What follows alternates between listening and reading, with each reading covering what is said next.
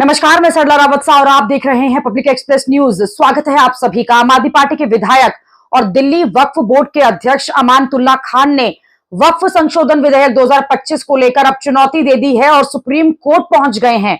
वक्फ संशोधन विधेयक 2025 की संवैधानिक वैधता को चुनौती देते हुए आम आदमी पार्टी के विधायक ने सुप्रीम कोर्ट का दरवाजा खटखटाया। उन्होंने अपनी याचिका में यह मांग की है कि वक्फ संशोधन विधेयक को असंवैधानिक घोषित किया जाए और इसको रद्द कर दिया जाए।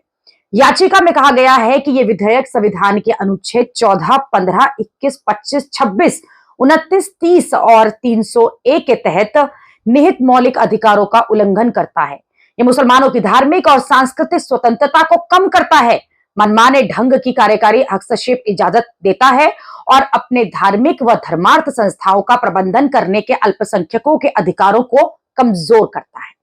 इससे पहले एआईएमआईएम के प्रमुख असउद्दीन ओवैसी ने भी बिल के खिलाफ एक याचिका दायर की थी, जिसमें उन्होंने तर्क दिया था कि विधेयक के प्रावधान जो है वो मुसलमानों के समुदाय के खिलाफ है और मौलिक अधिकारों का हनन हो रहा है, उल्लंघन हो रहा है।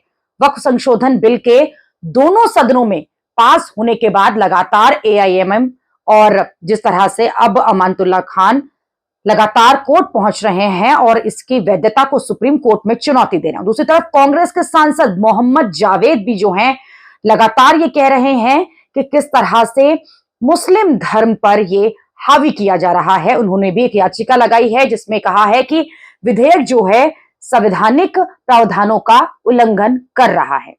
जावेद ने यहां आरोप लगाया है कि विधेयक वक्फ संपत्तियों पर उनके प्रबंधन पर मनमानी तरीके से प्रतिबंध लगाता है, जिसमें मुस्लिम समुदाय की धार्मिक स्वायत्ता जो है वो कमजोर होती है। उनकी याचिका में कहा गया है कि प्रस्तावित कानून मुस्लिम समुदाय के साथ भेदभाव करता है, क्योंकि इसमें ऐसे प्रतिबंध लगाए गए हैं जो अन्य धार्मिक बंदोबस्त में मौजूद नहीं है।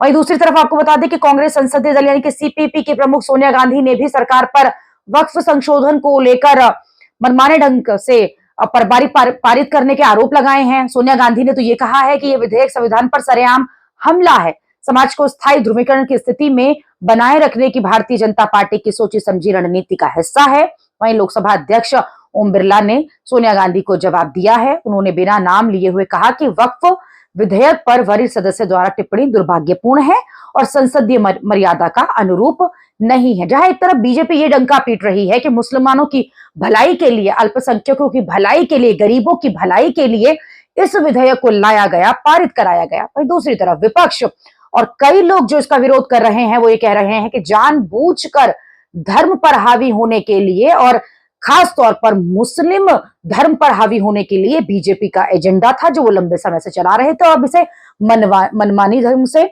और असंवैधानिक ढंग से पारित किया गया। इसी को लेकर